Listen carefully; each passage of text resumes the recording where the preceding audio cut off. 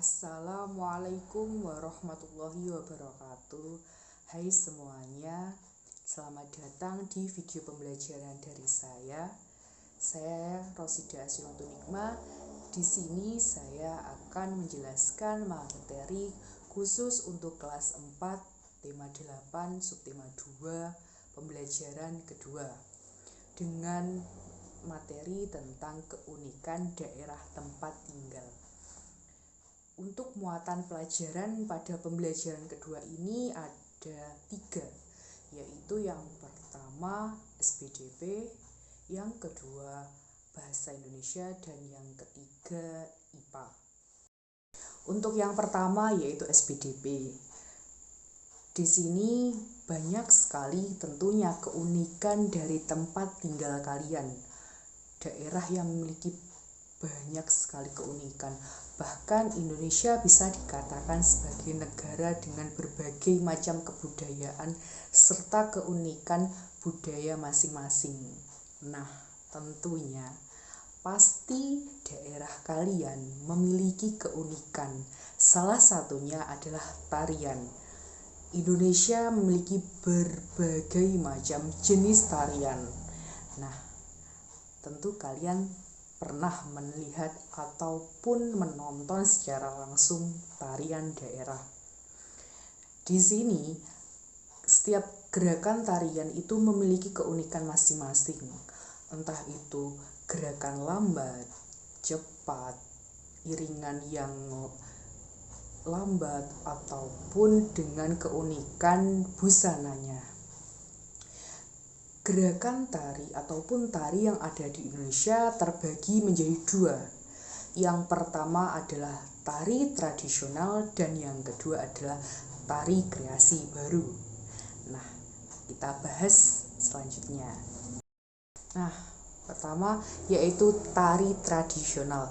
Tari tradisional sendiri adalah tari yang telah berkembang sejak lama, sejak zaman dahulu, yang di dalamnya terdapat atau menggambarkan pola-pola tradisi dan kebudayaan leluhur yang diturunkan oleh nenek moyang. Nah, tari tradisional sendiri memiliki pola ataupun gaya yang sangat tradisi atau masih kental akan budaya dengan maknanya. Nah, contoh dari tari tradisional yaitu yang pertama adalah tari kecak, yaitu dari Bali. Yang kedua adalah tari saman dari Aceh, dan yang ketiga adalah tari remong dari Jawa Timur. Yang kedua yaitu tari kreasi baru atau biasa kita sebut juga dengan tari klasik. Tari ini adalah suatu tari yang berkembang dengan memecah koreografi melalui gerakan tari tradisional, atau bisa dikatakan perkembangan dari tari tradisional dikembangkan menjadi lebih kreasi lagi ke hal yang baru. Biasanya hal ini bisa dikatakan sebagai tarian yang dikembangkan melalui kesenian daerah, kesenian tradisional, ataupun koreografi terdahulu. Tari kreasi baru ataupun tari klasik bisa dikatakan juga sebagai tari modern.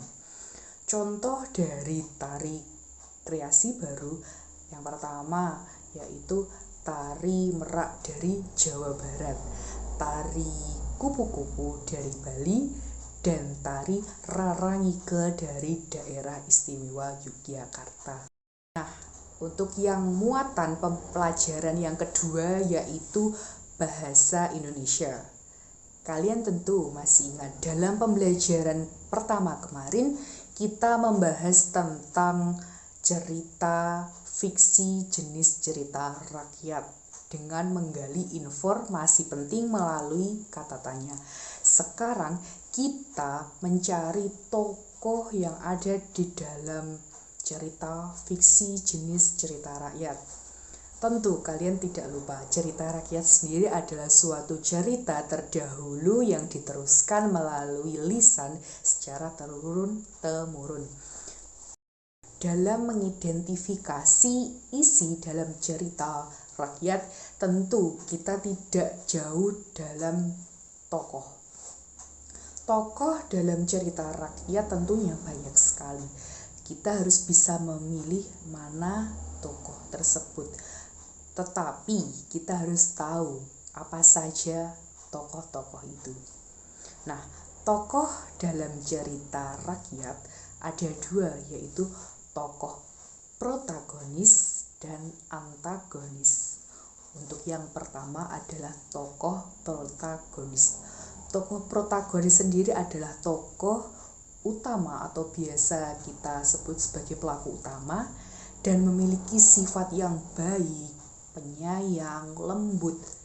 Dia adalah orang yang bisa dikatakan sebagai tokoh baik. Sedangkan tokoh antagonis adalah tokoh yang bisa dikatakan sebagai tokoh penentang protagonis atau kebalikan dari sifat tokoh protagonis. Tokoh antagonis sendiri lebih ke arah watak yang pemarah, sombong, suka berbohong. Nah, jadi di dalam penelaah ataupun kita berusaha untuk mencari tahu tokoh-tokoh utama, yaitu terdapat dua, yaitu tokoh antagonis dan protagonis. Nah, untuk muatan pelajaran yang ketiga adalah IPA. Kita sebelumnya kan telah membahas hubungan gaya terhadap gerak. Gaya sendiri adalah suatu tarikan ataupun dorongan yang dapat menyebabkan benda tersebut bergerak. Nah, suatu gaya memiliki pengaruh yang besar. Salah satunya adalah gaya otot, gaya gesek, dan gaya pegas. Nah, kita bahas 3 gaya tersebut. Untuk yang pertama adalah gaya otot. Contoh dari gaya otot sendiri, kita misalkan atau kita contohkan ketika kita mengayuh sepeda. Dari yang awalnya sepeda tersebut berhenti atau tidak bergerak, kita berikan gaya ataupun dorongan dengan otot. Dari yang semula diam memiliki kecepatan yang semakin ketika kita kayuh, otot kita memberikan gaya kepada benda tersebut. Hal ini menyebabkan adanya gaya otot. Untuk yang kedua adalah gaya gesek. Ketika kita sudah menggerakkan sepeda secara kencang, lalu kita ingin berhenti, tentunya kita akan mengerem sepeda tersebut. Rem yang kita pijat tersebut adalah salah satu bentuk gaya gesek. Adanya gesekan dalam rem tersebut dapat menyebabkan sepeda yang awalnya cepat menjadi diam. Lalu yang ketiga adalah gaya pegas. Gaya pegas sendiri bisa kita contohkan seperti kita bermain bola atau mendribel bola. Bola kita pantulkan ke bawah, dia akan naik lagi ke atas. Hal ini menjadi salah satu bukti bahwa adanya pantulan yang bisa menyebabkan benda tersebut kembali ke atas ataupun ke awal tempat tersebut. Berikut adalah penjelasan mengenai materi dalam pembelajaran kedua, muatan pada tematik, tema 8, subtema 2, pembelajaran kedua untuk kelas 4. Sekian dari saya, ada kurangnya mohon maaf. Semoga video ini bermanfaat, dapat menjadi tambahan untuk kita semua. Sekian, terima kasih. Wassalamualaikum warahmatullahi wabarakatuh.